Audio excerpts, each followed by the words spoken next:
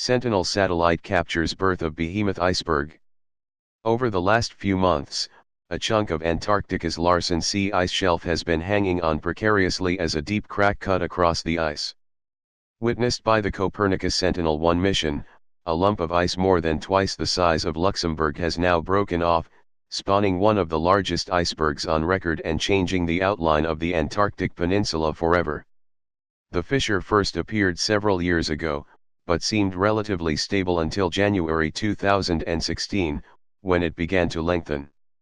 In January 2017 alone it traveled 20 kilometers, reaching a total length of about 175 kilometers.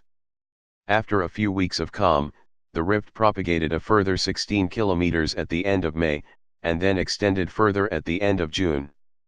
More importantly, as the crack grew, it branched off towards the edge of the shelf, whereas before it had been running parallel to the Weddell Sea. With just a few km between the end of the fissure and the ocean by early July, the fate of the shelf was sealed. Scientists from Project Midas, an Antarctic research consortium led by Swansea University in the UK, used radar images from the Copernicus Sentinel-1 mission to keep a close eye on the rapidly changing situation. Since Antarctica is heading into the dark winter months, radar images are indispensable because, apart from the region being remote, radar continues to deliver images regardless of the dark and bad weather. Adrian Luckman, leading Midas, said, "The recent development in satellite systems like Sentinel-1 has vastly improved our ability to monitor events such as this." Noel Gourmlin from the University of Edinburgh added, "We have been using information from ESA's Cryosat mission, which carries a radar altimeter to measure the surface height and thickness of the ice, to reveal that the crack was several tens of meters deep.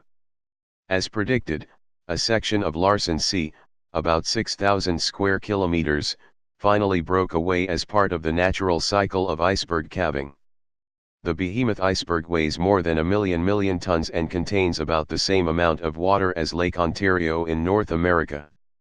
We have been expecting this for months, but the rapidity of the final rift advance was still a bit of a surprise. We will continue to monitor both the impact of this calving event on the Larsen C ice shelf, and the fate of this huge iceberg," added Professor Luckman. "The iceberg's progress is difficult to predict. It may remain in the area for decades, but if it breaks up, parts may drift north into warmer waters. Since the ice shelf is already floating, this giant iceberg does not influence sea level. With the calving of the iceberg, about 10% of the area of the ice shelf has been removed.